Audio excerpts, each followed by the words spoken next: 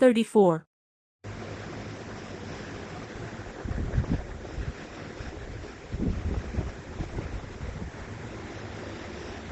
Vedi vuoi dopo, quanto da vedi? Ah sì.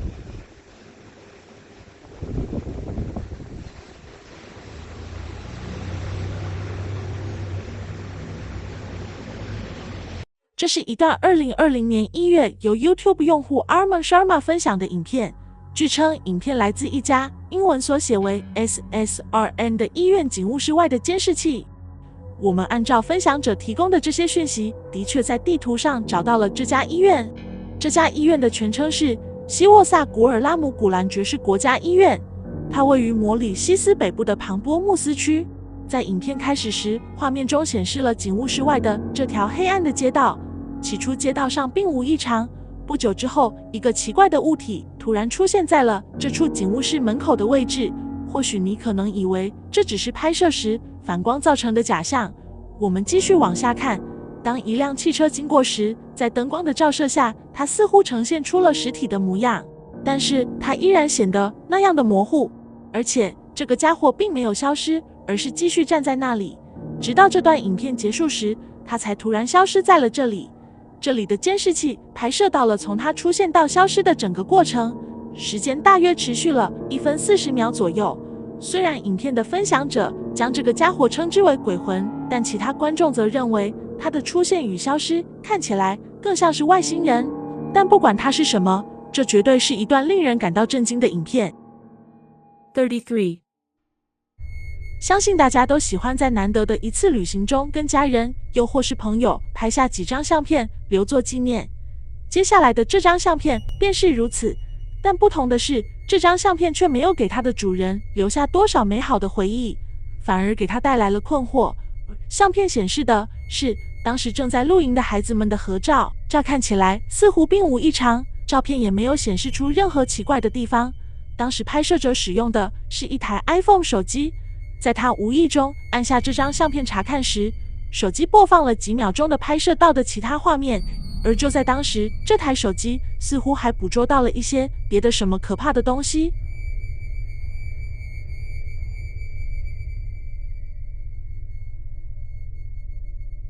从画面左侧这个男孩的身后出现了一个灰色的物体，看起来它就像是正用四肢在地上爬行那样，快速地离开了这台手机的拍摄范围。当我们将这段画面静止后，你会发现它似乎就像是一个人形生物那般趴在地上，看上去令人感到不寒而栗。32.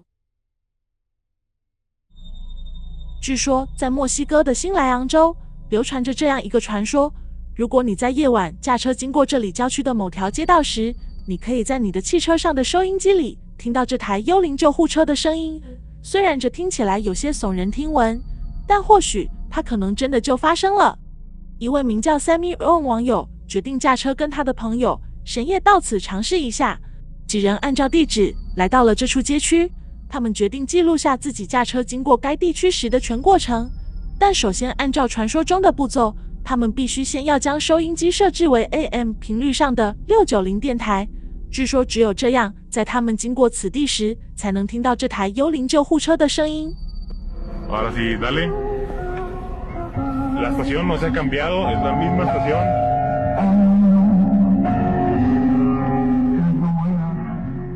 在一切准备就绪后，他们朝着这条街道驶去。但奇怪的是，似乎收音机里真的传出了就像是某种特殊车辆的警笛声。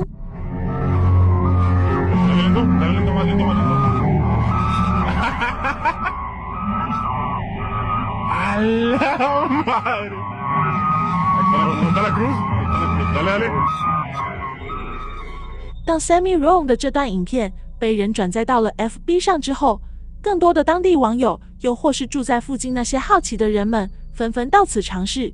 据说的确有人从自己的收音机里听到了这个诡异的声音。Yo no veo la cruz. La mayoría grabó. Está bien heavy, bien fuerte. 也有人说，当他来到这里时，发现了出现在路边的十字架和鲜花。后经询问此处的一些居民，才得知这处能听到幽灵救护车的地方，曾经在2016年3月时发生过一起凶杀案。他们不知道是否是巧合，还是此地真的存在某种难以解释的灵异现象。但当我们搜索关于这个电台的更多讯息时，却发现了早在2017年时就有网友记录到了此事件的发生。目前为止，比较科学的一种解释是这个奇怪的声音是由某种干扰所导致的。可是去过此地的一些拍摄者却不同意这一说法。他们认为，当收音机受到干扰时，应该出现类似杂讯的滋滋声，而不是这个声音。目前为止，这起事件还引起了不少灵异研究者的注意。他们带来了自己所谓能侦测到灵体活动的设备，到此一探究竟。那么你认为呢？在影片下方留下你的观点，让我们一同讨论。A la verga. A la verga. ¿Ya escucharon? Sí, es interesante también por lo que decía hace rato, ¿no, Víctor? Digo, los dos se supone que Gargano y Molina son de características.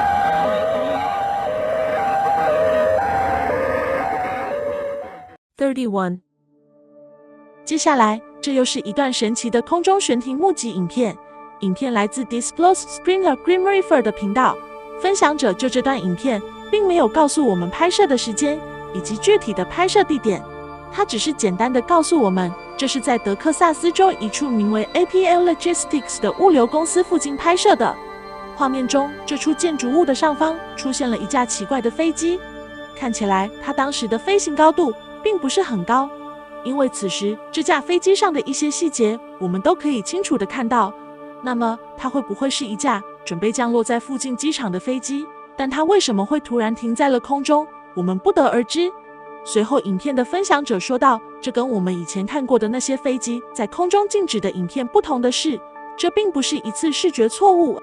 他认为很多这样的影片都是拍摄者驾车朝着飞机的反方向行驶，只要能达到一定的速度，就可以拍到飞机在空中悬停的效果。但这支影片在分享者多次回放观看后否定了这一点。他从拍摄者当时的车速来推断，这不足以让这架飞机能达到看起来是悬停在空中的样子。对于一些观众认为它可能是一架模型飞机的这一说法，影片的分享者也给出了解释。他通过地图找到了一张相片来证实，这也并不是这家公司安放在自己建筑物上面的一架飞机模型。于是他认为这是一段真实的空中悬停目击影片。但在我们看过这段影片后，却发现了几点可疑之处。首先，我们似乎并没有看到这架飞机上面闪烁的识别灯跟它的引擎排出的热浪。如果你仔细观察，还能看到这架飞机此时的高度似乎跟周围的建筑物的比例并不和谐。如果这样的距离能让我们看清飞机的一些细节的话，那它一定是距离地面非常近，而此时的飞机也会显得非常的巨大。还有就是这张分享者比对时使用的相片，看起来它就像是两所不同的建筑物，所以这很可能并不是在同一家公司外拍摄的。30. 如今，随着科技的日新月异，家用监控设备早已走进了我们的生活中。它不仅能起到一定的威慑作用，让一些不速之客避而远之，而且我们也可以通过常用的一些辨析设备，如手机、电脑等，实时查看家中的情况。但在享受着它给我们带来的安全便捷的同时，这些设备往往也会给我们带来困扰。例如，他们记录到的一些画面总是让人感到困惑。2022年1月，一位名叫比尔·戴维斯的 Reddit 用户便收到了自家的监控器发来的这样一段影片。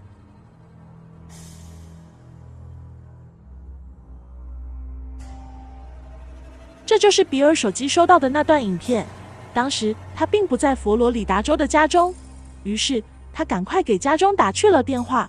由于当时正是凌晨3点左右，比尔以为家人都已经睡着了，没想到这通电话很快便被人接起。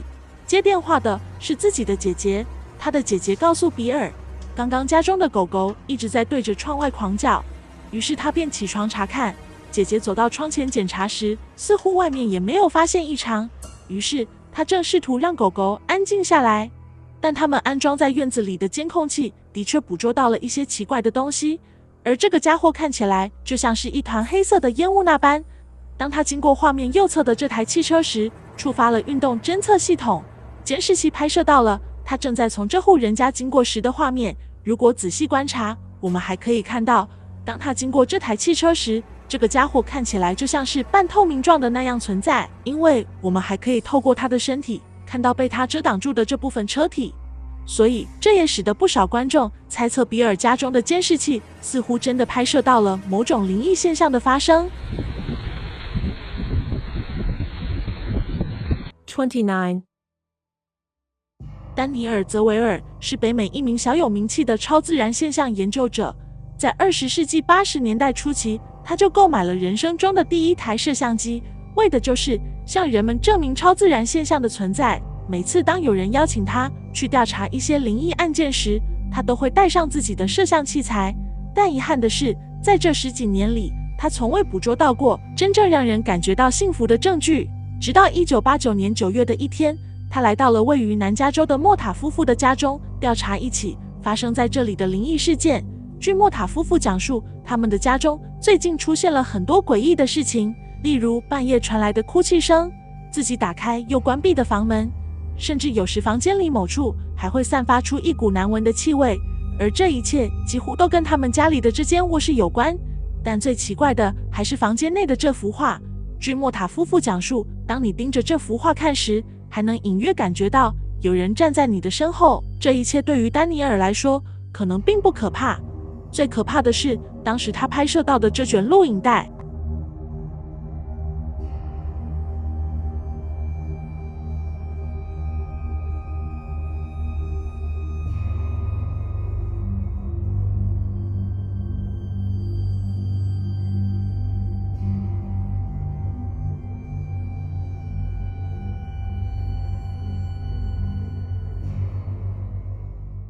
28.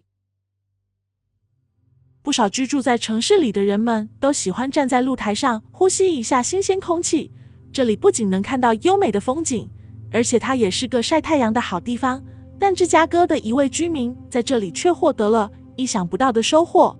2021年10月，知名的欧美广播电台 iHeart 在他的网站上报道了这样一件奇怪的目击事件。一位名叫艾雅娜的女士在公司的露台上跟她的同事聊天时，无意中从天空中看到了这样一个奇怪的物体。她跟她的同事都感到既兴奋又惊讶了，他们不知道这个家伙到底会是什么。从她当时拍摄的这段影片中，我们可以看到一个黑色垂直的物体悬浮在这里的上空，它的外形看起来有些像是一只医用的拐杖，或者是一个类似于三角形的物体那样。当艾雅娜接受采访时，她也不知道该如何对记者描述这个家伙的外形。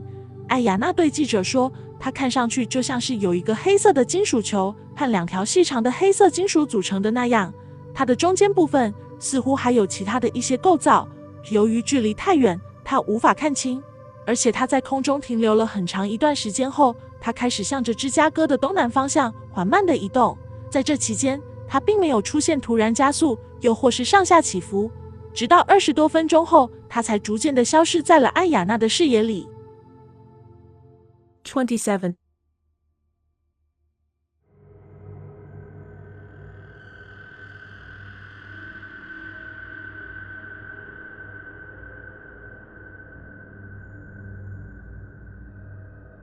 这一段被分享者称之为真实鬼魂的影片，拍摄自2015年。影片开始时，画面中出现了一名男子，他正站在灶台前忙碌着什么。这时，画面左侧的2处门口位置似乎出现了些黑色烟雾状的东西，有些时候看起来它们还像是在不停地移动那般。但当这名男子盛好饭，端着碗筷转身走进了他的房间后，似乎这名男子并没有察觉到什么异常。就在这名男子进入房间里面，打开灯后，2个黑影开始贴着墙壁快速的移动。这个比较大的黑影看起来就像是顺着墙壁跑进了走廊里，而另一个较小的黑影则更像是溜进了这名男子的房间中。虽然目前还不清楚这些黑影到底会是什么，但在看到这里时，一些观众表示他们已经开始替这名男子感到有些后怕了。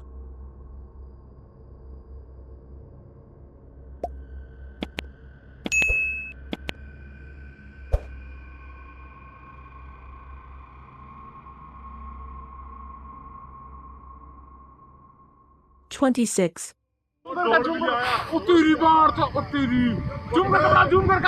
तक जमीन किस तरह उठने लग रही भाई ये देखो भाई जमीन उठने लग रही है अपने आप ये देखो भाई नया तजुर्बा जमीन का अपने आप नया तजुर्बा मेरे भाई देख बाहर से पीछे हो ले कभी 这是来自俄罗斯卫星通讯社的一篇报道。2021年7月22日，印度哈里亚纳邦的卡尔纳尔库奇普拉地区在遭受到一场大雨的袭击后，这里的一处农地突然发生了一系列奇怪的变化。在这段影片的开始部分，看上去就像是这里的积水开始慢慢的退去，但在随后的10几秒后，我们发现其实是被水淹没的土地开始了慢慢的上升。随后，在附近居民的惊叹声中，这处农地不断的隆起，就像是一个即将吹爆了的气球那般。随着裂缝越来越大，上方的一些泥土也开始掉入水中。据当时的一些目击者讲述，这处升起农田的高度约有2米左右，长度约有几十米。但就在我们以为这一切已经结束时，令我们意想不到的事情再次出现。当拍摄者转动相机时，我们发现这一情况并没有结束。此时，它继续向着前方森林的方向不断的延伸，而最终这一奇怪的现象在几分钟后才逐渐的停止。此次的事件共造成4000多平方米的农地遭到了破坏。对此，不少观众纷纷猜测造成这里地面隆起的原因。有人认为这是地下的某些气体造成的，也有人说这里不久将会发生一场可怕的地震。但据后来一位自称是这处农场主的亲友向记者讲述，这里的农场主曾为了提高农作物的产量，将这里的土地下埋入了大量的稻谷秸秆。据推测，这可能是由于这些秸秆腐烂发酵后体积膨胀所导致的这一现象。25. Pero atenti a esta situación, chicos. Grabación en la puerta de una casa. ¿Y qué sale por ahí? Sale como una estela. 这是2022年6月9日来自阿根廷新闻频道的一篇报道。据称，这是发生在哥伦比亚某地的一起灵异目击事件。画面中，我们看到的从这所建筑物内窜出的家伙，被当地人称之为女巫的鬼魂。之所以当地人将这个模糊的黑影称之为女巫，是因为一些居民发现，它跟1971年发生的那次女巫目击事件中出现的那个家伙非常的相似。但在这篇报道中，并没有提及1971年的那次目击事件。据称，此次的目击事件发生在凌晨3点左右。当地的一些居民在听到一系列奇怪的声音后，他们决定出门找到这个声音的来源。然而，当他们来到这所建筑物外时，他们确信这个声音是从这里发出的。当时，一些超胆大的居民提议边用手机拍摄，边走进这所建筑物内查看一下。但就在这时，一个黑色的人影从这所建筑物内窜了出来，跑到了房屋的上方。随后几人便仓皇地逃离了这里。影片结束。而在这篇报道中，他们并没有对影片中出现的这个黑影给出明确的答案。24. 我们对大多数的幽浮目击影片都会感到难以置信。接下来由 Mystery Channel 分享的这段影片便是如此。在这段影片开始时，我们可以看到一场暴风雨正在袭击着此地。这时，黑暗的天空中出现了几个奇异的小光点，它们以一个奇怪的形状排列着。也许你可能以为这就是一组编队从此地上空飞过的飞机，又或是别的什么。直到一道闪电划过这里的夜空后，我们才看到了躲藏在乌云中的这个巨大而诡异的家伙。虽然闪电的瞬间我们很难看清它的外形，但当我们将这段影片调慢后播放，或许这会让你更清楚地看到它的存在。据影片的分享者讲述，它的大小跟一座小山差不多大，而且它的周围还被一层厚厚的雾气所包围。据影片的分享者猜测，他当时很可能躲藏在一处厚厚的乌云中，只是它的周围刚好产生了一道闪电，而闪电发出的巨大的光亮让我们看到了它。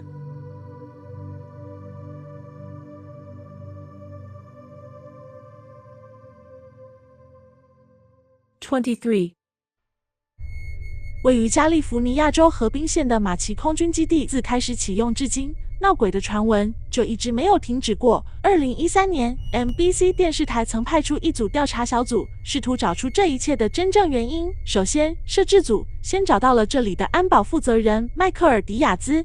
迪亚兹是一位退休的警察，他在这里担任安保经理已经有5年了。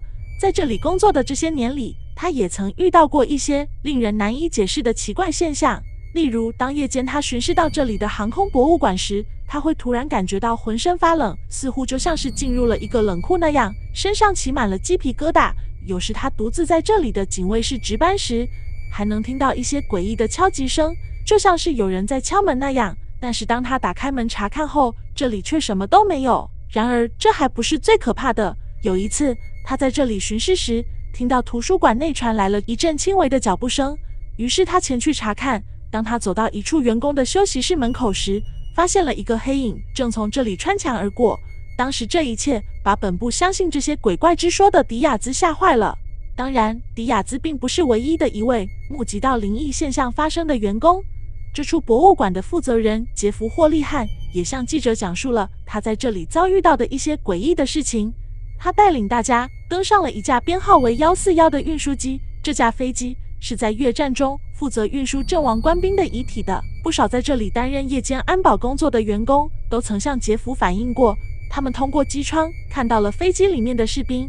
有一次，杰弗在值班室里工作，一名安保通过步话机告诉杰弗，他又再一次看到了这一画面。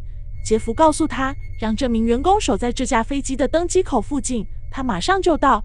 但当两人登上这架飞机后，却什么都没有发现。然而，这一切似乎并没有因为这个调查小组的到来而停止。在摄影师回放当时他们登上这架飞机后的录像时，他听到了一个奇怪的声音。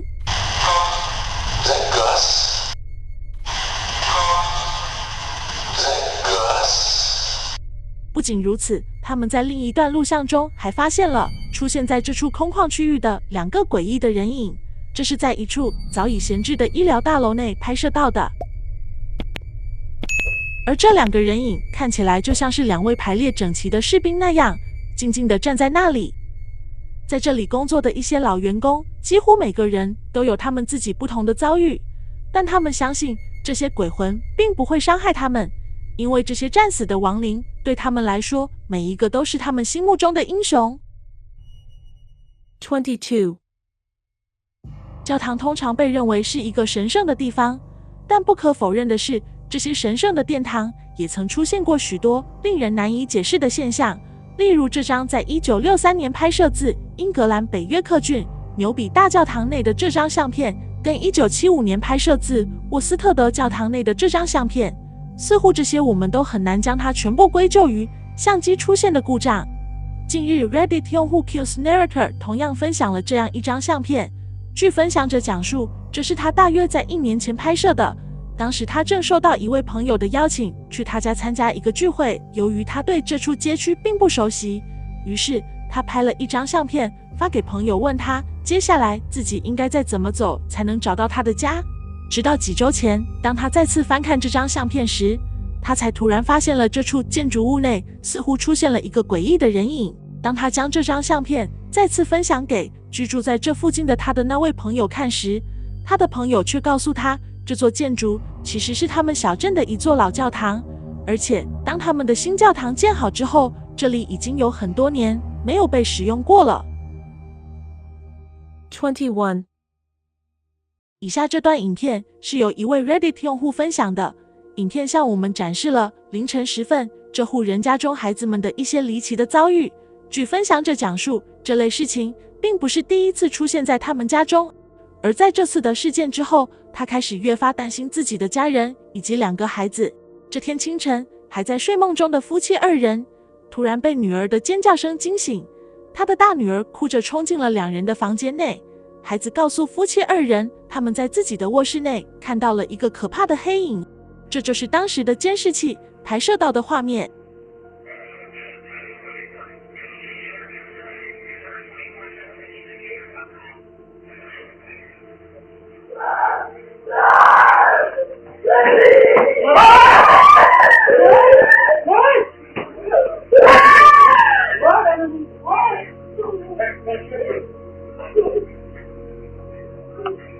分享者还补充到，几乎是在同一时间，他们卧室内的收音机被自动的打开了。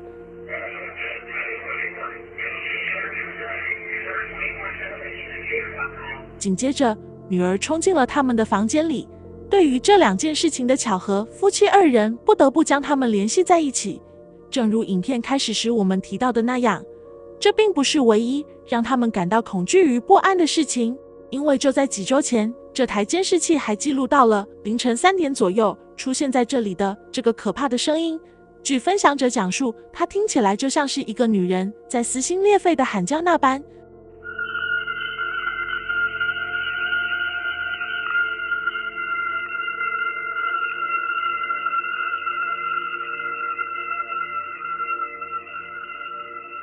片刻之后，听到这个怪声的女主人走出卧室查看，但也就在此时，这个声音便突然消失了。20.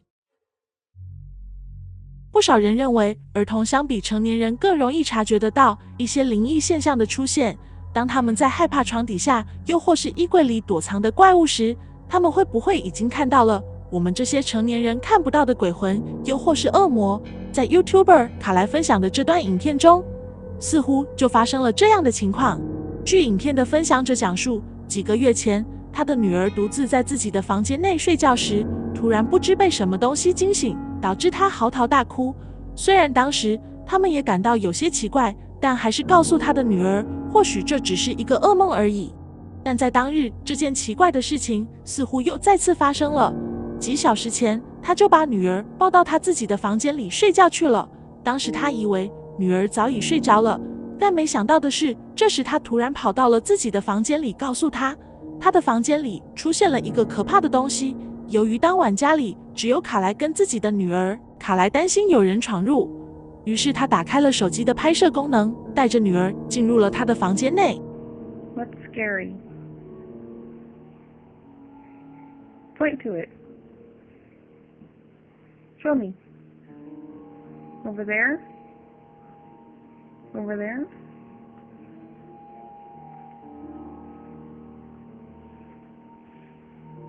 随着手机的转动，卡莱问女儿那个可怕的东西在哪里。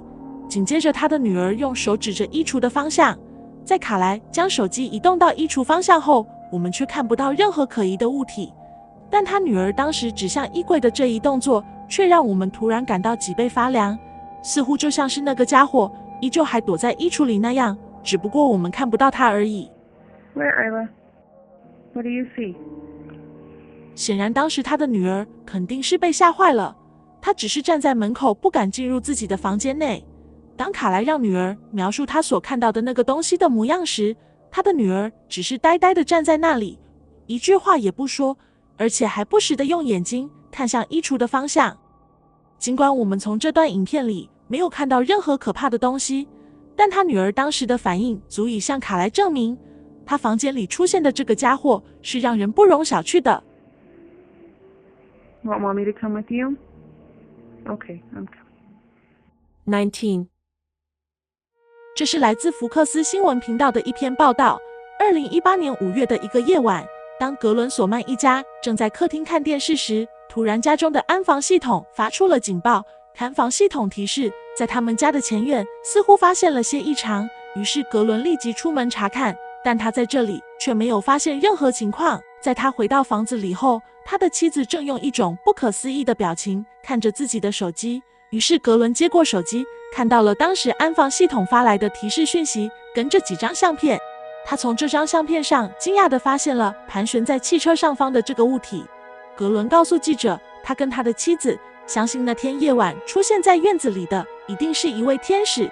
在这次的节目中，主持人还邀请了唐派伯牧师作为嘉宾，对此事件给出自己的观点，提到 Don Piper 相信很多人对他都不陌生，他就是这本名为《在天堂90分钟》一书的作者。这部作品也曾在2015年时被改编成电影，搬上了荧幕。1989年1月18日 ，Don Piper 遭遇了一场不幸的车祸，导致他头部受到撞击，头骨凹陷，身体多处骨折，部分内脏受到挤压，出现了破裂的情况。当医护人员赶到时，他已经失去了生命迹象。于是他被盖上了一块白布，停在了原地，等待法医的进一步鉴定。但就在医生宣判他死亡的90分钟后，他竟然又奇迹般活了过来。据康复后的 Don Piper 讲述，当时他的确看到了自己躺在被撞变形的车里。那时候他意识到自己可能已经真的死亡了，因为他从第三视角看到了浑身是血卡在车中的自己。但就在此时，他被一束温暖柔和的白光包裹着，缓缓地升到了天空中。在这里，他看到了许多熟悉的面孔正站在那里迎接他。这里的一切看起来是那样的美好，令人感到流连忘返。但就在这时 ，Don Piper 突然又回到了事故现场。在醒来后，他感到浑身疼痛，他极力地想用手扯掉盖在他身上的这块白布，但他的四肢却毫无反应。最终，他被附近的一名警察发现并送往医院。对于经历过濒死体验的 Don Piper 来说，他是相信天使的存在的，而且他还告诉记者，其实我们每个人的身边都会有一个天使在尽可能地守护着我们，只是我们每个人看到的都会有所不同。所以 Don Piper 肯定了格伦索曼夫妇的这一猜想。18. 知名的幽浮探索频道 UFO Sightings Daily 近日分享了一段令人震惊的影片。据分享者讲述，影片是由他的一位来自埃及开罗的观众拍摄的，时间是2022年5月10日。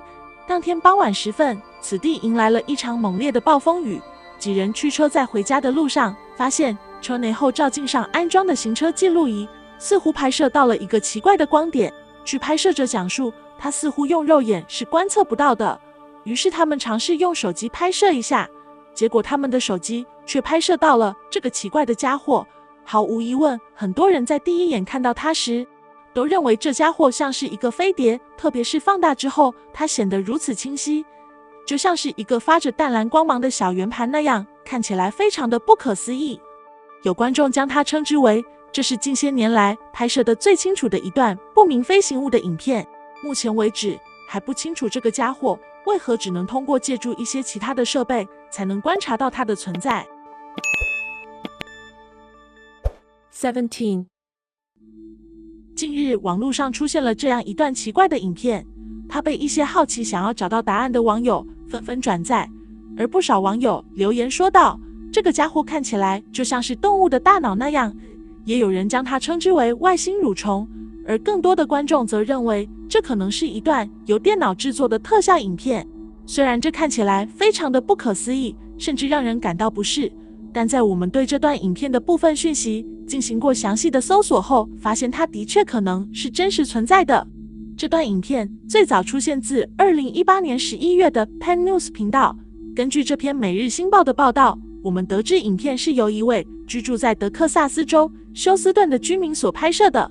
当时他们几人正在这里的一处花园里散步，拍摄者几人远远地发现水泥地上出现了一个红色的物体。在几人走过去查看时，看到了这个可怕甚至是还有些恶心的生物。他们并不清楚这个家伙是什么，感觉就像是成百上千只这样的蠕虫正从这个东西的体内孵化出来那般，甚至有人建议直接将它们杀死。对此，每日星报的记者找到了英国的生物学家蒂莫西·伍德博士。在伍德博士看过这段影片后，认为这可能是一种俗称红虫的正产蚁，它是蚯蚓这一物种的近亲。通常它们只会出现在一些浅水区域，像是存有淤泥的排水渠、池塘等，但一般它们都深藏于泥土中，所以让我们很难发现。但当这些红虫离开泥土后，它们便会围绕在一起。据伍德博士推测，这可能是由于雨水的冲刷将它们带到了这里。16.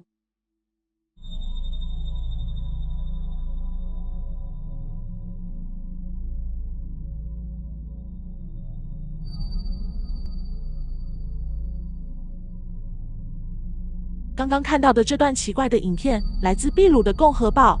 从这篇报道中，我们了解到，影片是由安装在墨西哥恰帕斯州一家企业外的几台监视器所拍摄的。影片开始画面中，两名正准备下班离开的员工在这里聊着什么，他们丝毫没有察觉到身后出现的异常。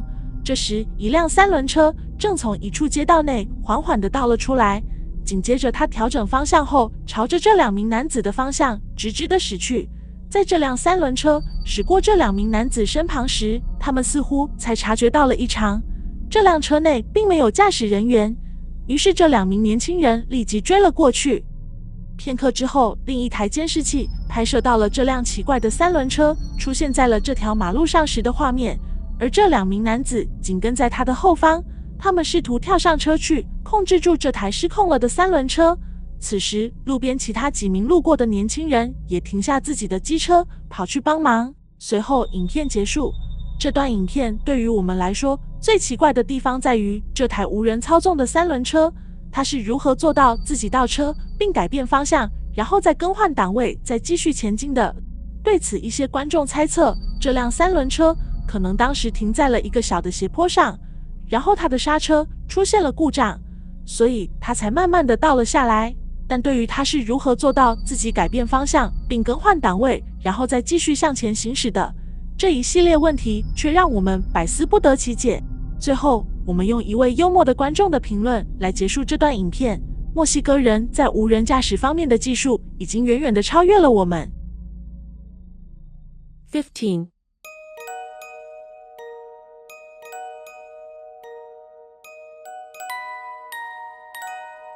这是什么？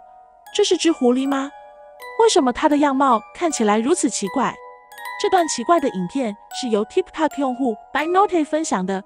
据分享者讲述，这天傍晚他准备出门时，发现了这只在社区内闲逛的动物，而这个家伙看起来并不害怕人类。起初拍摄者也只是以为是某户人家饲养的宠物，但当拍摄者靠近它时，才察觉到了异样。这个家伙头部看起来就像是一只狐狸那样，身体呈红褐色，它的颈部还有些像是鬃毛一样的黑色毛发，细长的4条腿，一半是黑色的，一半是红棕色的，还有一条白色的尾巴。由于拍摄者并不确定这是何种动物，所以他并没敢靠近它，只是站在路边远远地将它拍摄了下来。看过这段影片的一些观众认为，这可能是某些动物杂交的后代，也有人说这是猎狗，但似乎我们找到的猎狗是长这样的。那么，你觉得这个奇怪的家伙会是什么14. 奇怪的海洋生物总是让我们着迷，就算是在科技日新月异的今天，仍旧有大部分的海洋是我们从未探索过的。或许这里还有许多我们未曾见过的生物。近日，我们在一家名为 Tribune News 的新闻网站上发现了这样一篇报道：一种因不明原因死去的未知生物被海浪带到了美国的一处海滩上。这个生物看起来像是已经死亡了很长时间了那样，身体部分有些地方已经露出了骨头。奇怪的是，就在它的头部跟身体之间的部分还长有一些白色细长的东西，有些像是长长的鱼刺，而它的眼睛就只剩下一个圆形的硬壳。当拍摄者将相机抬起后，我们还可以看到它的背鳍。虽然这篇报道就这一生物并没有给出明确的结论，但还是有一些观众猜测它可能是鲨鱼众多种类里某种我们未知的品种。尽管我们还不能确定它的具体身份，但可以肯定的是，这家伙生前应该非常的威猛。13. 2016年8月22日凌晨3点左右，秘鲁帕查卡马克高速公路附近的一处加油站内的监视器拍摄到了这样一段影片。从当时监视器拍摄的画面中，我们可以看到一个类似银灰色的物体出现在了这堵墙的位置，看起来它就像是正在缓缓地朝着高速公路方向移动那样。10几秒后，在加油机附近的这2名工作人员发现了这个奇怪的家伙，两人好奇地朝着他的方向看去。据当时这名发现他的工作人员 Juan Mauricio Morales 讲述，在他看到这个家伙时，他并不能确定那是什么。于是莫拉莱斯走去查看。就在他走出油站，几乎快要靠近这个家伙时，他发现了异常。这家伙可能并不是一个我们已知的生物。于是莫拉莱斯再次返回，喊来了加油站内其他的工作人员。在这段影片快要结束时，我们可以看到几名工作人员朝着这家伙的方向走去。当这段影片最早出现在网络上时，很多观众都对它产生了质疑。一些观众评论道，它看起来就像是一个银色的气球，正在缓缓地朝着公路方向移动。还有观众称，莫拉莱斯似乎就像是在暗示我们，当时他发现的是某种外星生物。如果是这样的话，说不定这个小外星人是来这里加油的。由于他们的加油站没有外星人使用的燃料，所以他只好离开了这里。虽然从当时的这段影片中很难证实莫拉莱斯所说的这一切，但这一事件还是引起了不少媒体的关注。根据当时智利电视台对这一事件的报道，我们得知这段影片是的确存在的，而且影片也没有发现被修改过的痕迹。当时调查记者采访这几名目击者时，还得到了一段他们其中一名员工用手机拍摄到的影片。这几名员工对这个生物的描述也基本一致，它的身高大约在3英尺左右，全身呈半透明状，部分身体还能发光。虽说它看起来像是一个生物，但它行走的姿势却非常的奇怪，而且它没有发出任何声音。它长有4至5条如同触手般的腿，但最奇怪的是，它是以漂浮的方式行走。当这几名员工将它追赶到高速路上时，一辆货车直接撞向了它，但在这辆货车驶过后，它却像什么都没有发生过那样继续向前穿过了这条车道。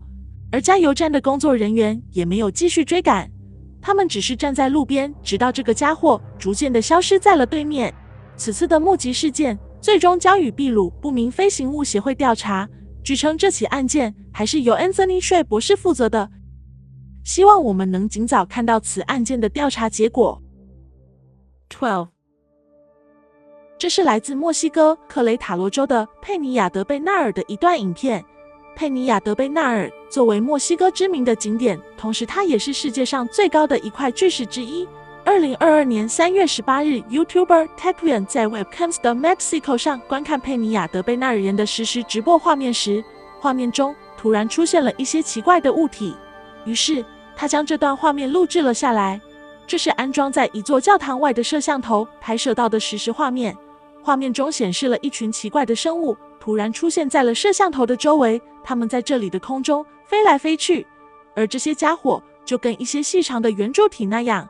也有观众形容它就像是一根长有翅膀的筷子，看起来的确如此。当它们飞过这里的上空时，我们可以看到它们惊人的数量。对此，不少观众猜测，这可能是成群结队飞过此地的鸟群，又或是昆虫，但它们的外形却让一些观众难以置信。也有观众认为，这里的监视器可能拍摄到了某种新物种的出现。那么你觉得这会是什么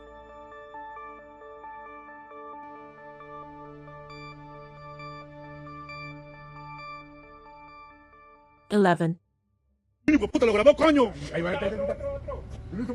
这是一段拍摄自墨西哥的神秘影片，它是由 Instagram 用户 Unanswered Universe 分享的。先让我们来看一下这里发生了什么。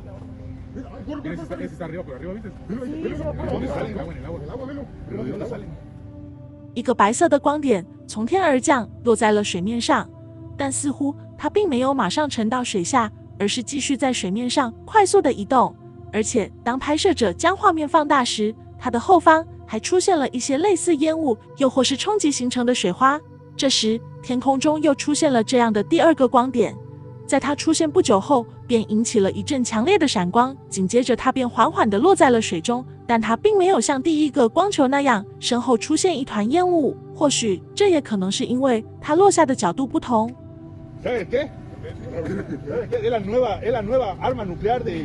片刻之后，另一个这样的光球也出现在了这里的上空，在它发出同样的一阵强烈的闪光后，也缓缓地掉落在了这里的海面上。有观众猜测，这或许是另一起幽浮目击事件，甚至一些观众还将它与近些年发生在印度尼西亚的幽浮坠海事件联系在了一起。据说海里面藏有一个他们的秘密基地，但比较理性的一种观点认为，由于这次目击的数量比较多，或许它们可能是坠落的陨石。但如果是陨石的话，似乎我们并没有看到它后方拖着的那条长长的尾巴。目前为止，墨西哥官方还未对此事件做出任何的回应。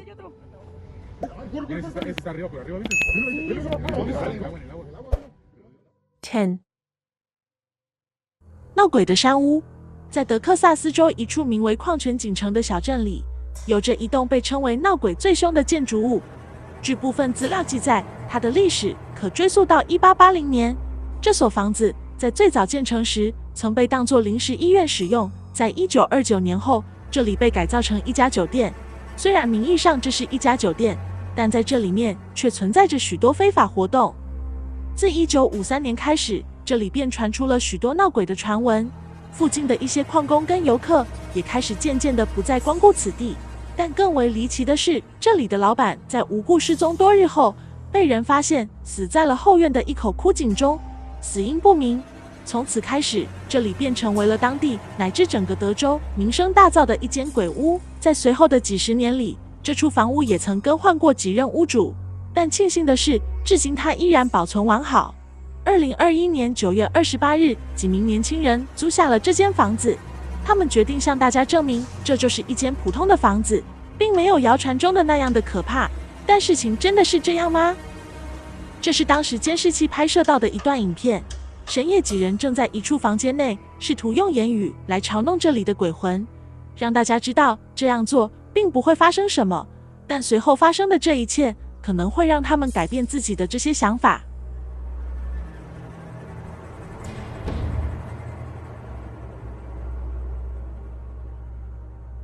正如我们所看到的，这名躺在床上的女士就像是被人突然拖到了地上那样，而这里的监视器却没有记录到除3人之外的任何人。随后几人仓皇地跑出了这处房间内，其中1人甚至连手机都掉在了这里。而这一切似乎并没有结束。1小时之后，他们其中一名名叫 Drew 的年轻人决定再次进入到这个房间内拍摄一下。Look at the guy in the white hat right here, guys. Follow him.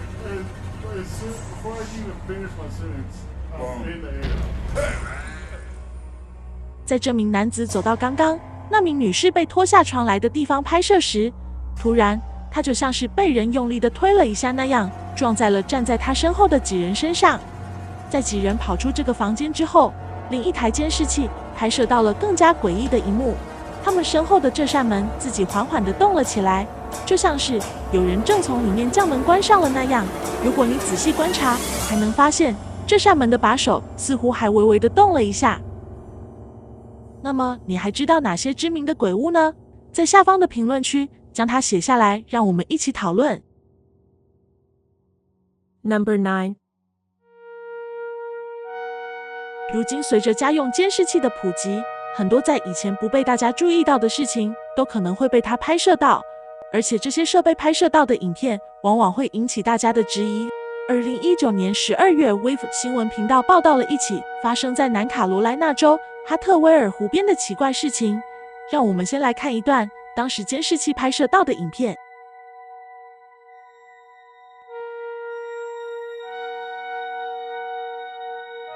画面中出现了6个奇异的光点，它们正排成一条直线，从这台监视器上方飞过。对此，有观众可能认为这可能是一条从这里飘过的蛛丝。那么，让我们再来看一段另一位住户家中监视器拍摄到的画面。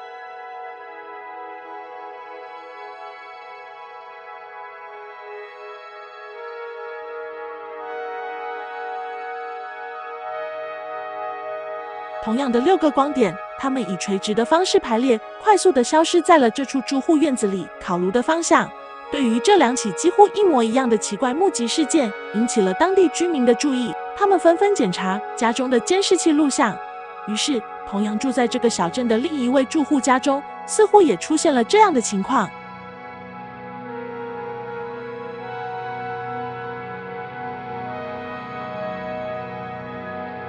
这次有所不同的是，当这个家伙出现后，立即触发了这处住家的警报系统，随后院子里的灯光亮起。但相同的是，从这几段影片中出现的这串奇怪的亮光，似乎属于同一个家伙，而且拍摄到它出现的日期也非常接近，分别是2019年12月11日凌晨4点左右、12月9日晚上7点左右，跟12月9日晚上9点左右。在这篇报道结束时，调查记者并没有就此事件给出明确的答案。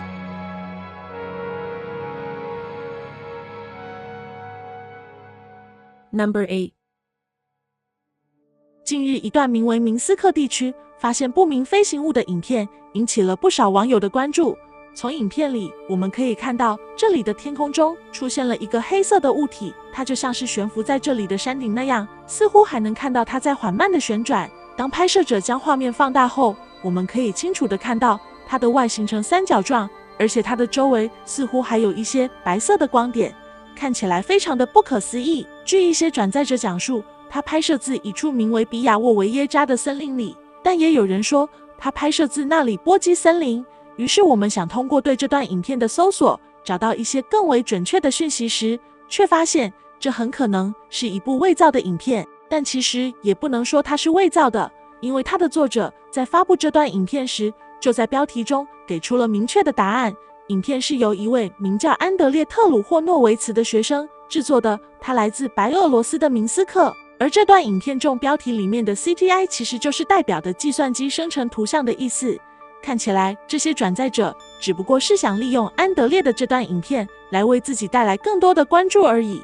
不仅如此，我们在他的频道中还发现了这样一段影片，相信一些观众都应该看过，那就是关于球形闪电的这段目击影片。由于这段球形闪电的影片曾经被众多媒体所转载，甚至有人还将它引用到一些专业的科学研讨中，所以为了避免再次遇到冒名作者的误导，于是我们利用影片反搜软体对它的讯息进行了查找后，证明它最早的确是来自安德烈的频道，只不过从2020年开始，一些知名的博主将它转载到了自己的脸书上，并以多元翻译的方式将这段安德烈的学生作品广为流传。不仅如此，我们在对这段影片进行相应的搜索时，还发现了来自知名的 History 频道制作的这部专门介绍球形闪电的影片。在这段影片开始部分，他们先是播放了安德烈的这段影片，然后邀请了 Video Forensic Support 公司创始人之一的迈克尔·普里莫作为技术支持。Video Forensic Support 公司是一家专业的视频分析鉴定公司，这类专业分析师也被称为视频法医。迈克尔也曾代表这家公司参与了包括美国诉奇莫尔曼案、马航370航班和 Lakewood McDonald 等案件的调查工作。在迈克尔对安德烈的这段影片分析后，得出它是一段被编辑过的影片。只在声音部分，迈克尔就发现了10几处疑点，有些声音是被后期添加的。随后，记者采访到了安德烈，安德烈的确承认了，当时这是他的一部学生时期的作品，而且他还在这段影片中重点重申了这一点。Number 7. 对于不少中年人来说，来到森林里散散步，无疑是放松身心的一种不错的方式。然而，在 Reddit 用户 Haunted Luca 分享的这段影片中，这可能对他来说却是一种令人不安的体验。让我们先看一下他到底发现了什么。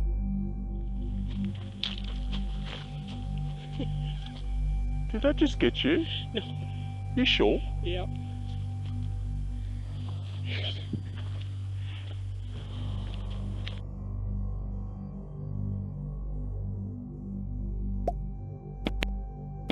在这段影片的开始部分，我们看到了拍摄者跟他的妻子站在这条森林的步道上，他们似乎正在开心地谈论着什么。但当拍摄者转动相机时，一个奇怪的物体突然出现在了他妻子的身边，随后便快速地消失在了这里。这家伙看上去就像是一个棕色的影子那样，半透明状的存在。影片的分享者在多次回放这段影片后，也未能看清它的具体模样。但不管它是什么，它移动的速度是如此之快，以至于如果此时你眨一下眼睛，可能就会错过它的出现。当我们将这段画面静止后，你可以隐约看到它的样子。虽然很难准确地形容它的轮廓，但一位观众认为，从它的颜色跟体型的大小来看，这家伙可能是一只袋鼠的鬼魂。好吧，我们也不得不佩服这位观众的想象力。也有观众形容这是平行宇宙重叠出现的幻影，其实这是真实生活在另一个空间内的人物。但无论如何，这些观点似乎都无法用科学进行解释。Did that just get you? No. You sure? Yeah.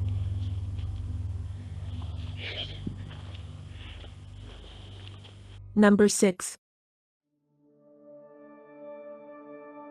2020年8月，洛杉矶国际机场收到了2架来自不同航空公司的客机发来的报告。报告称，他们看到了一个奇怪的家伙出现在了他们的航线上。在当天下午6点30分左右，一家美国航空公司的飞机通过无线电联系机场称，他也发现了这个奇怪的家伙。American 1997, okay, thank you. Were they off to your left side or right side? Off the left side, maybe 300 yards or so, about our altitude. 然后是西南航空的一架飞机也向塔台报告了这一目击事件。We just saw the guy pass by us jetpack. 在短短几个月的时间内，各个商业航空公司的飞机不断在此上空发现这名神秘的喷气背包人。随后2020年12月，机场方面通过 ABC7 新闻频道对外公布了一段从飞机上拍摄到的影片。当时这家伙飞行的高度大约在3000英尺左右。这段影片是在洛杉矶机场以南的蓝桥帕蒂斯附近上空拍摄到的。随后，当地执法部门跟联邦调查局对这一事件展开调查，但似乎他们都毫无线索。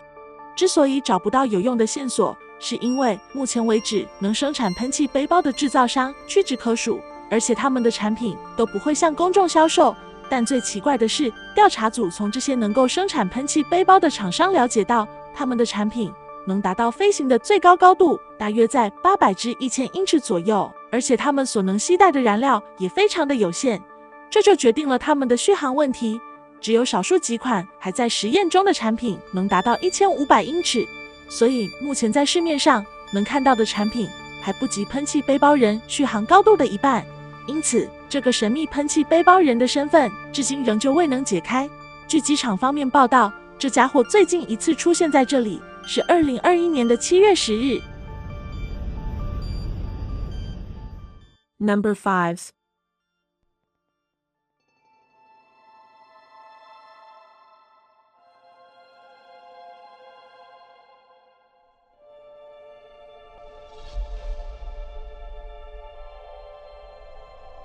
这是一段来自斯宾塞礼品店内的监视器拍摄到的画面，它是由一位名叫 Sinoli 的 Reddit 用户分享的。据这名分享者讲述，他是这里的一名员工。2022年4月23日，店内的监视器似乎拍摄到了某种令人无法解释的现象，正出现在这里。而当时正是这里的营业时间，店内还有2名店员在收银台附近。据分享者讲述，他们这家店的面积并不是很大，所以他们几乎从收银台附近就可以一览无余整个店内。但当时这2名员工却并没有发现这些奇怪的光点。或许有人认为这只是某些昆虫飞过监视器镜头时造成的假象，但如果我们调慢播放速度，你会发现这些小光点似乎是从这排货架后面窜出的，而不像是昆虫从监视器前飞过。还有些光点看起来就像是凭空出现在了这里那样。所以这也使得2名店员疑惑不已，于是他们将这段监视器拍摄到的影片分享在了网络上，希望有人能帮他们解开这个谜团。Number 4. 接下来的这段影片可能会让人感到不适，但同时它也能提醒着我们尽可能的保持家中的卫生，否则可能会有不速之客找上门来。这段出现在 FB 上的影片是由一位香港的用户分享的。2021年12月的一天早上，他去洗手间方便时，突然听到这里隐约传来了阵阵的类似金属的摩擦声。于是在他一番查找后，最终在洗脸盆的下水口位置发现了这个奇怪的生物。从画面中我们可以看到，这个家伙似乎正在用他身体的某个部分试图打开这里锈迹斑斑的下水口，而那个奇怪的响声就是由他发出的。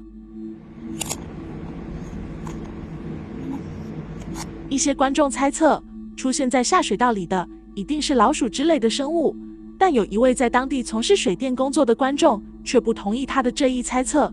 他认为洗手盆的下水管道都非常的窄，而在香港，很多地下管道为了防止堵塞，主管道与用户的分管道之间基本都是有过滤的装置，所以这些生物很难爬到用户家里面。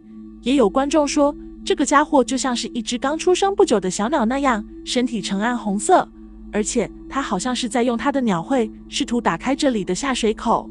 但不管它是什么，我们都不希望它会出现在自己的家中。Number 3.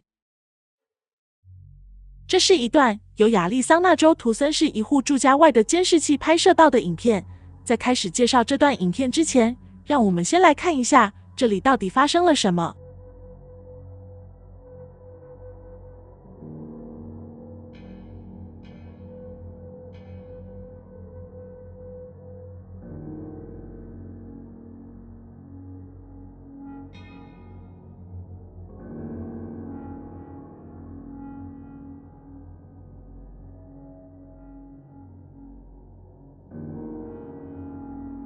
这段影片的拍摄时间是2021年的11月凌晨时分，这处街区的道路上出现了一个白色的人影，他正从画面的右侧缓缓地向前走去，看上去他就像是穿着一件长袍那样，因为我们并看不到他的双腿。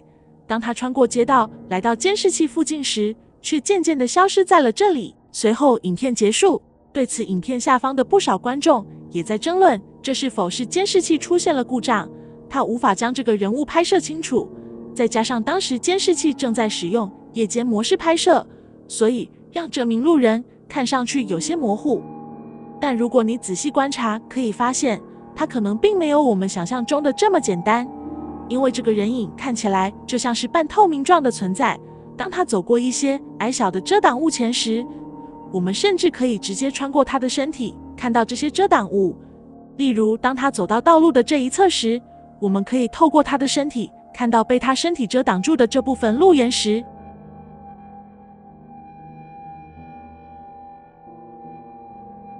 但如果它是以实体存在的话，我们是无法看到被他身体遮挡住的这一部分物体的。除此之外，影片的分享者还向我们讲述了一件这样离奇的事情。就在几年前，他的一位新邻居找到他询问，这位邻居现在住的房子以前是否有人死在里面。新邻居的这个问题让拍摄者感到非常的疑惑，这让人不得不联想到他的邻居是否在自己的家中发现了什么。Number 2. 你相信神秘的巫术能帮警方破案吗？2022年5月28日，英国的首都电台报道了这样一件离奇的案件。据称，一名巫师利用蜜蜂找到了偷牲畜的小偷。事情发生在肯尼亚内罗毕的卡卡梅加县。根据刑事调查局的说法，这3名犯罪嫌疑人被巫师操纵的蜜蜂袭击后，交出了他们偷窃的1只山羊跟1头小牛，而且他们还在去往警局的路上发出了类似山羊一样的叫声。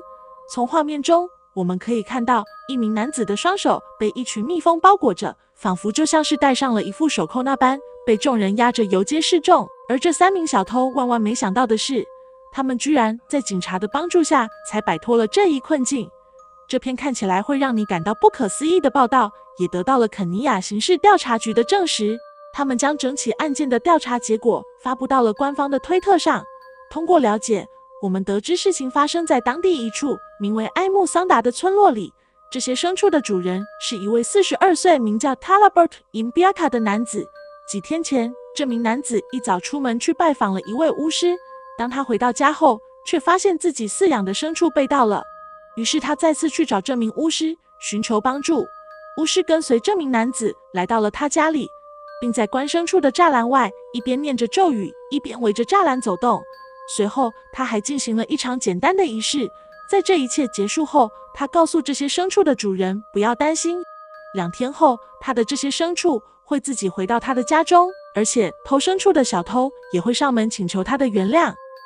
这一切正如这名巫师所说的那样，2天后一早，3名小偷在众人的包围下来到了他的家里。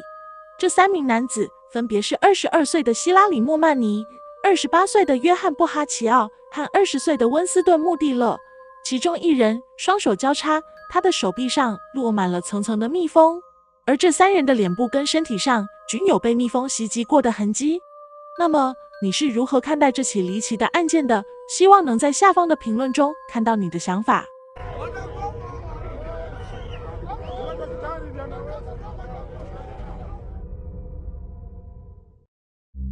在我们开始最后一段影片之前，请别忘记点击订阅按钮以及开启小铃铛，这样你就不会错过最新的影片了。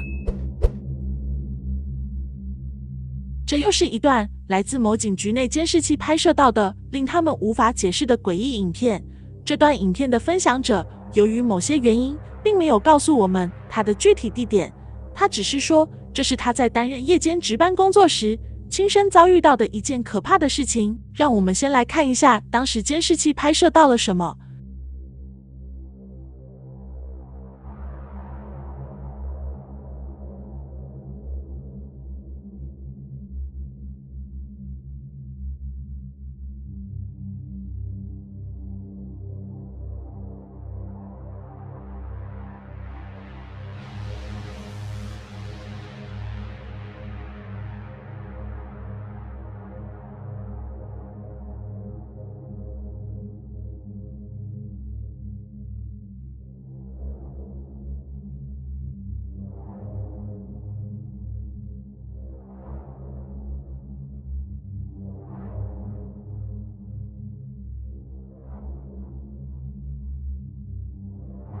当时正待在监控室内的这名警官突然听到了安防系统发出的警报声，提示这处门口位置似乎检测到了物体的运动。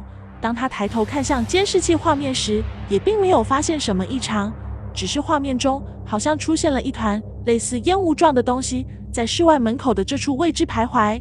于是这名警官立即出门查看，但他推开门一直走到这2道门之间的通道位置时，却没有发现任何异常。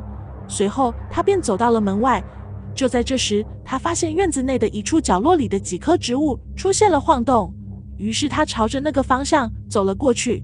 由于那里并没有监视器，所以我们无法看到当时院子里到底发生了什么。但就在他离开后，监视器显示这团白色的烟雾又再次出现在了这道门口的位置。